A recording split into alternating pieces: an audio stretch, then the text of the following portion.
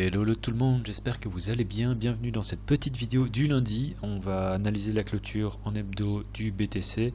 On va regarder également Ethereum, Litecoin et puis Ripple également vite fait. On va parler vite fait aussi, enfin je vais essayer, du SP500 ainsi que peut-être du gold et du silver.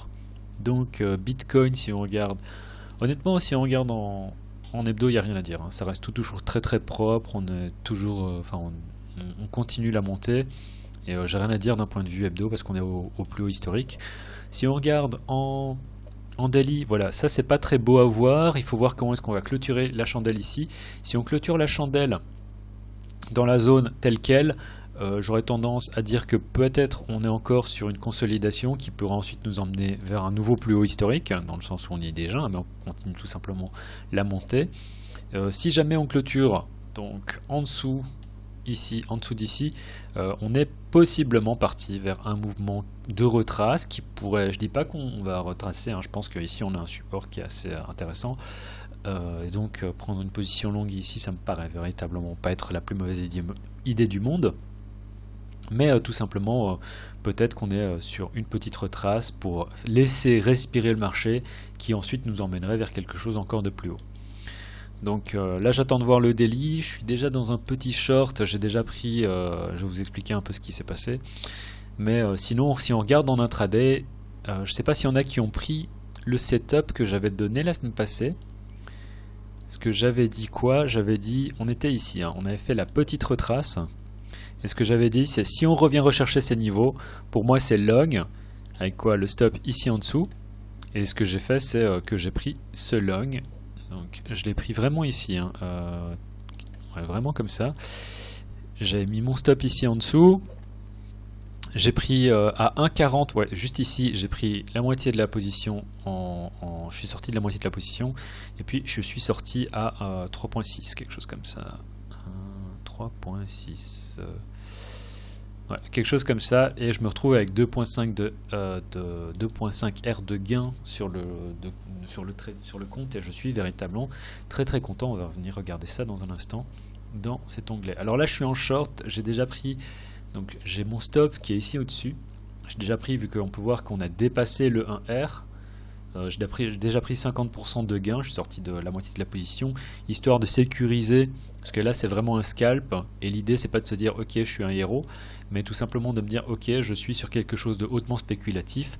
L'idée c'est quoi? C'est vraiment de jouer un mouvement qui pourrait descendre beaucoup plus bas, mais de directement prendre des profits dès que je le peux, histoire que si j'ai un retournement et qu'on vient chercher mon stop, eh ben, je ne subisse aucune perte. Il s'agit de la stratégie de la coupe dont j'ai déjà parlé au cours des vidéos précédentes, et si jamais ça vous intéresse, je crois que le titre de la vidéo c'est comment ne pas perdre d'argent en trading ou un truc comme ça, n'hésitez pas à la regarder.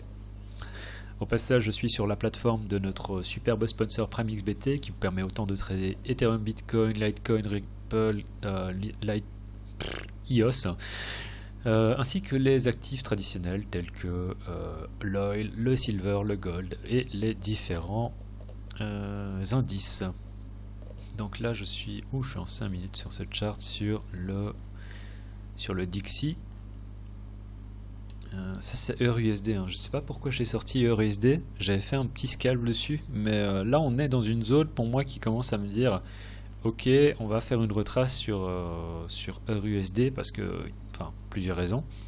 La première, c'est qu'on arrive dans cette zone de liquidité et j'ai l'impression que le dollar index veut faire un petit pump et ça pourrait nous emmener vers une correction, une petite correction, pas forcément très forte, peut-être simplement un truc du genre là. Et ce qui ferait qu'on ferait un peu de surplace sur EURUSD. Mais je suis pas certain qu'il y ait beaucoup de gens qui traitent EURUSD ici sur la chaîne, donc je vais pas trop en parler. Le dollar index, moi ça m'étonnerait pas qu'à partir de la zone où on est actuellement, on finisse par avoir un petit rebond. Si ça n'arrive pas, honnêtement, qui sait où est-ce que cette chose peut aller? J'ai l'impression que la prochaine arrêt c'est vraiment ça ici. C'est assez bas. Donc je mettrai pas ma main coupée.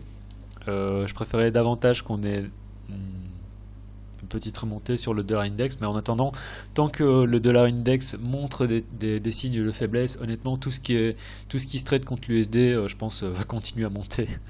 C'est aussi simple que ça. Donc Ethereum contre Bitcoin, au passage, oui, je crois que j'ai parlé de PrimeXBT, notre superbe plateforme. N'hésitez pas à checker le lien qu'il y a dans la description. N'hésitez pas à checker également le lien pour Celsius si jamais ça vous parle. Et bon, la manière dont je vois ça, c'est que on est dans un range. Pourquoi je dessine mon range comme ça? Parce que bon, ici on a un fake out pour moi, tout simplement. On pourrait le dessiner éventuellement comme ça, mais je préfère prendre. Ah là là, comment est-ce que je pourrais dessiner ça?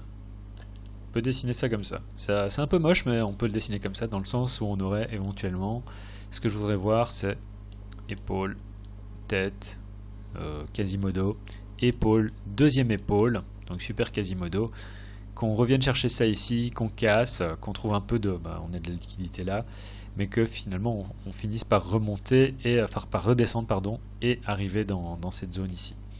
Et là, c'est la cible que je me donnerais pour sortir de ce petit short si jamais vraiment on a quelque chose de bearish. Parce que là, on peut voir qu'en termes de structure de marché en une heure, c'est sommet, creux, un deuxième sommet qui est en train de se former avec un rejet à partir de ce niveau-là.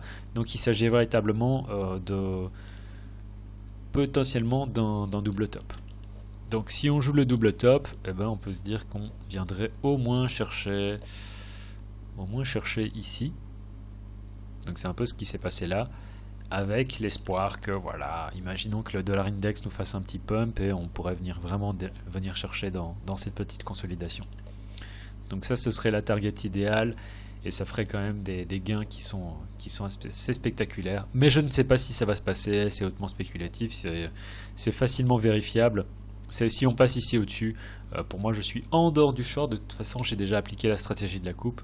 Donc si jamais je me fais sortir, je sortirai sans perte ni gain. Ethereum contre Bitcoin, je suis dans un long spot, mais vraiment en mode je suis prêt à attendre une semaine voire des mois pour que cette chose se réalise. Donc là j'y vais fort, hein. Je suis en mode allez, je veux faire un 7R de gain sur le trade. Mais si on regarde en weekly, pour moi, ça ne fait pas sens de venir rechercher cette mèche ici. Si on revient chercher cette mèche, on est sur quelque chose qui serait tellement bear, potentiellement un retour dans le range, mais également la possibilité de venir casser ce range à la baisse, et ça, ce serait vraiment la pire des choses qui soit pour Ethereum. Donc en attendant, j'ai pris une petite position, enfin non, j'ai pris une position qui était assez conséquente sur Ethereum Bitcoin contre Bitcoin. Pour jouer ça, je prends des profits sur ce creux ici dans un premier temps, qui est également notre résistance en mensuel et en hebdo. Donc dans tous les cas, prendre des profits ici, parce que si jamais on vient faire ça, ça aurait été idiot d'avoir tout ridé pour ensuite tout reperdre. Donc ça c'est à voir. Et on pourrait totalement faire ce genre de choses, ça ne m'étonnerait même pas sur Ethereum. Donc voilà, Ethereum je suis long, je pense que ça fait pas sens d'être bear ici dans le sens où on a eu un rachat, on est au-dessus du support et même en daily en fait on est en train de faire quelque chose qui commence à être assez positif. Si on regarde en intraday, on est déjà sur en intraday, donc creux, sommet, on a le dump, on repasse ici au-dessus. On peut voir qu'on est au-dessus de la zone qui servait de support, donc très positif, et on va simplement espérer que ça continue. Même si on vient faire une retrace, qu'on vient éventuellement rechercher cette zone ici, je suis pas inquiet, et le stop il se situe ici. Pour moi c'est assez clair et net. Ethereum contre USD, pour moi aussi c'est très simple. Alors j'ai pas pris position parce que j'ai pas été acheté, parce que j'étais trop gourmand. J'ai voulu prendre une entrée à 661 et je crois qu'on est descendu à 662, quelque chose comme ça. Donc j'ai pas été acheté, c'est totalement idiot, alors que si j'avais été acheté, les gains auraient été déjà assez conséquents là où on est actuellement. Je pense toujours qu'on va venir chercher les 780, ça m'intéresse pas de prendre position ici parce que il faudrait vraiment aller chercher vers du scalp, mais c'est pas forcément ce qui me parle pour le moment.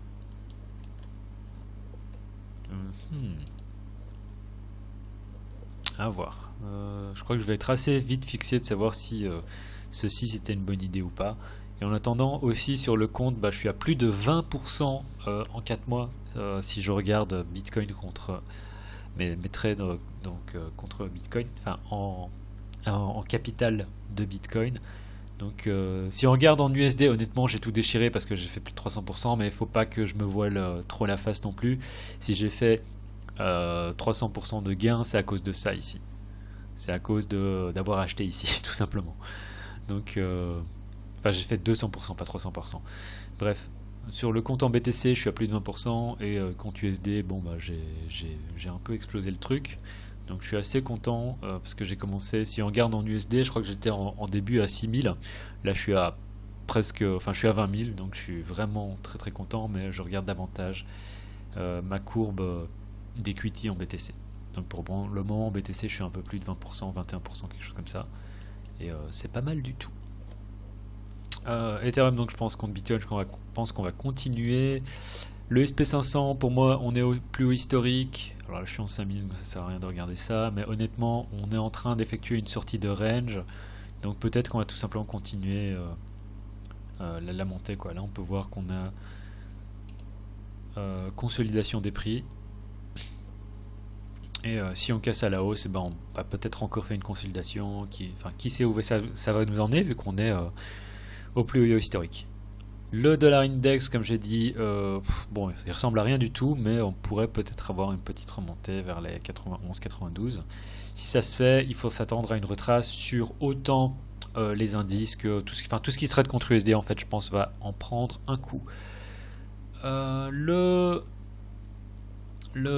gold, je pense qu'on va venir chercher les 1930. Enfin, donc moi je voyais ça comme ça, hein. Bas du range, haut du range. Fait retest du bas du range. Bon, pour moi, du coup, on devrait venir retester la partie supérieure. Donc, le fait aussi qu'on ait eu ce rachat, pour moi, c'est assez positif. Et j'ai tendance à me dire que voilà, on va probablement continuer la montée ici. Sur le silver, honnêtement, le silver est plus fort que le gold, hein. J'ai l'impression que le silver va vraiment surperformer par rapport au gold.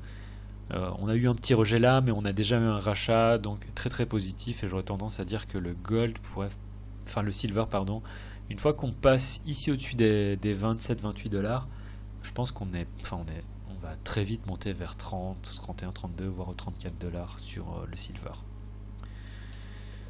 Litecoin contre Bitcoin, c'est très très choppy, comme j'ai dit la semaine passée, énormément de volatilité, mais c'est pas négatif dans le sens où ça pourrait prendre encore des semaines, mais je pense qu'on va finir par faire un mouvement qui serait assez intéressant sur Litecoin, et qui sait où ça pourrait nous emmener, dans le sens où j'ai déjà dit à chaque fois, downtrend, gros pump, downtrend, gros pump, downtrend, pump.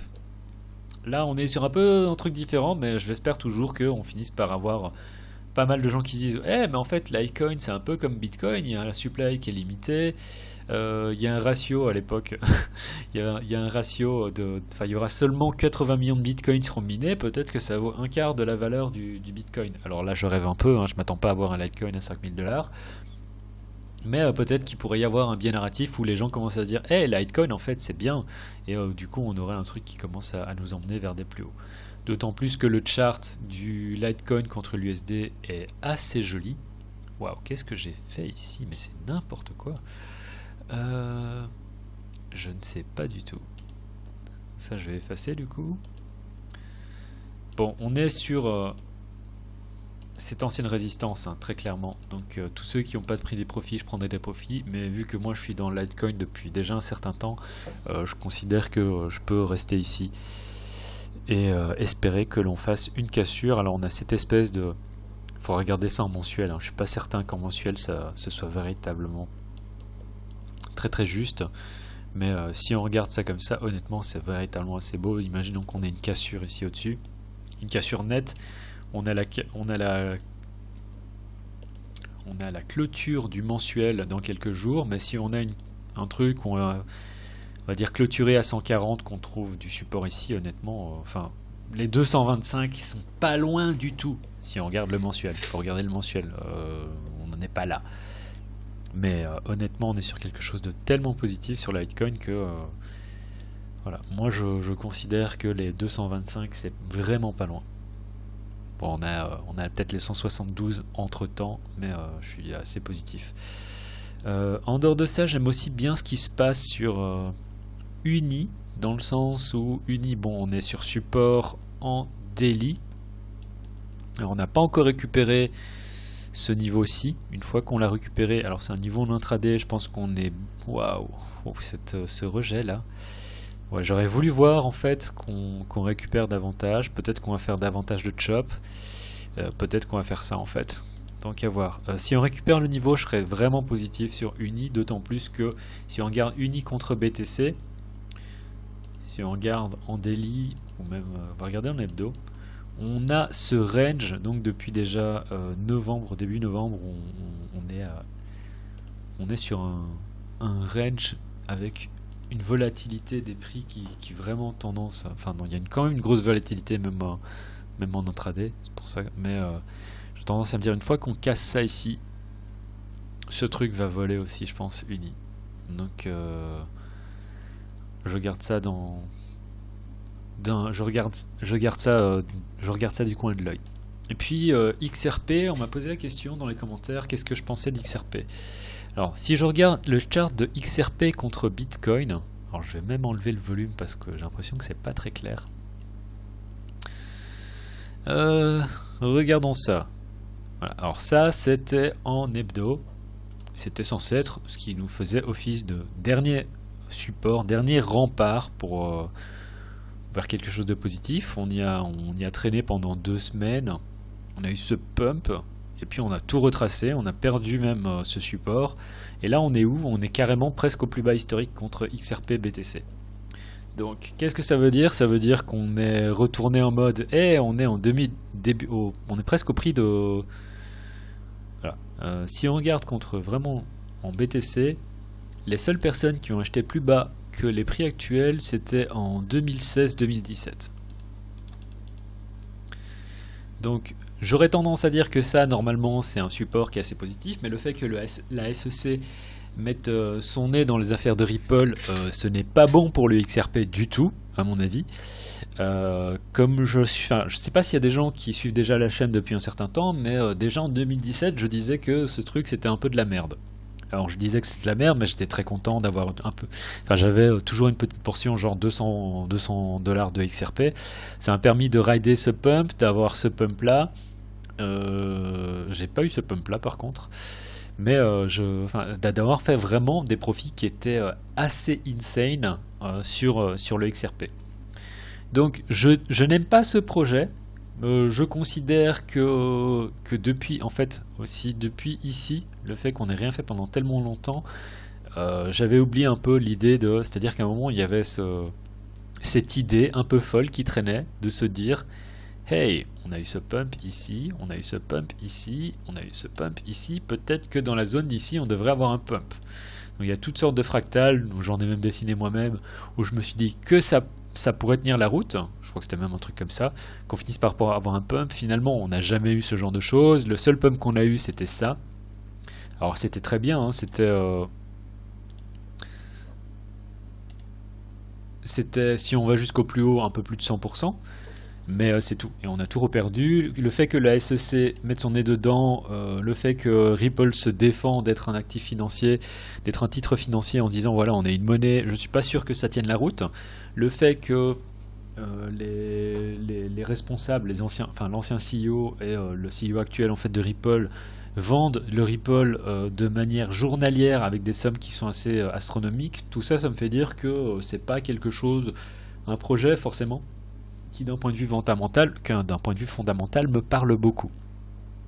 En plus d'un point de vue technique, il n'y a rien du tout. Donc non, moi je suis pas là-dedans. Si fondamentalement vous trouvez que Ripple c'est bien, bien libre à vous. Moi je ne pense pas, dans le sens où c'est un projet qui est fortement centralisé, que un nombre de partenariats qu'ils se disaient avoir, en fait ce ne sont pas des partenariats, ce sont eux qui sont clients avec ces différentes partenaires entre guillemets.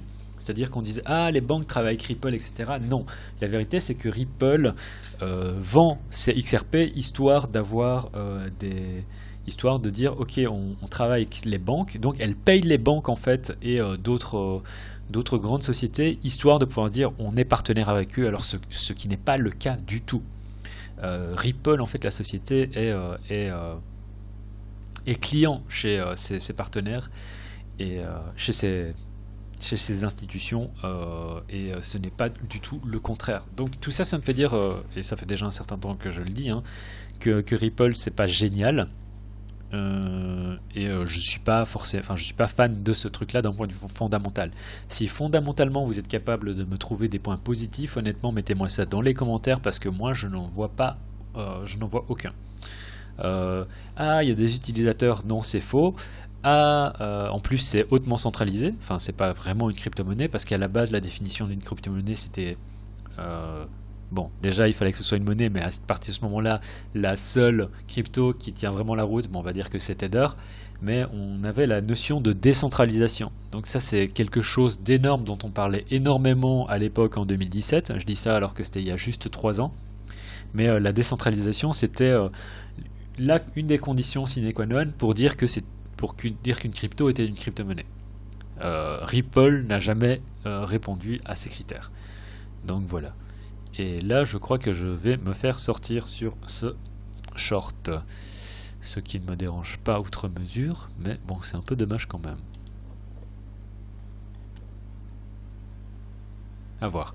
Bref, si vous me posez la question, voilà, Ripple, ce que j'en pense fondamentalement, je pense que c'est pas bien, dans le sens où tout au long de 2020, le gars qui est CEO de Stellar en ce moment, ce qui fait que je suis pas trop fan de Stellar non plus. Enfin, c'est les mêmes projets en fait en soi. Le fait que l'ancien CEO de Ripple, qui est CEO de Stellar, enfin c'est un des anciens founders de Ripple, pardon, et dump en moyenne 600 000 $ de XRP par jour. C'est un peu limite quoi.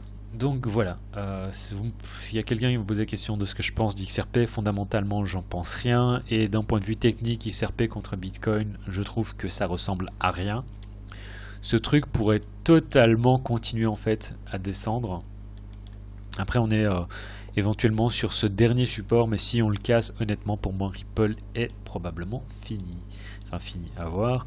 Si je regarde Ripple XRP contre l'USD, alors on avait cette gigantesque, on avait c'est une consolidation de 3 mois à l'air de rien, qui a ensuite mené au pump. J'avais pris position justement ici et j'étais sorti à 40 cents, j'avais fait une jolie plus-value, mais j'aurais pu faire beaucoup plus avec le recul. Le fait qu'on soit à nouveau sous cette résistance, je ne considère pas que ce soit positif, dans le sens où Dieu seul sait combien de temps on va mettre avant de remonter au-dessus.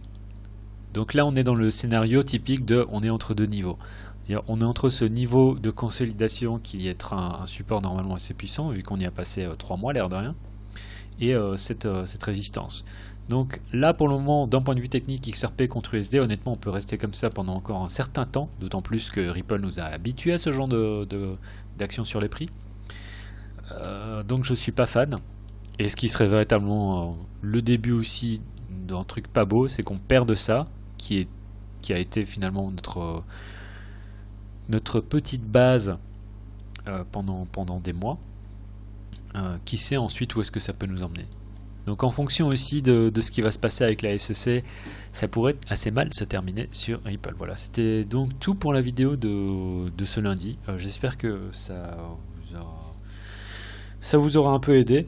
En vous souhaitant une très très bonne semaine. On se retrouve vendredi pour la première vidéo de l'année prochaine. En vous souhaitant déjà en vous souhaitant de bonnes vacances, de bonnes fêtes. J'espère que Noël était bien. En vous souhaitant d'avance une bonne année. C'était le cryptographe. Tchuss.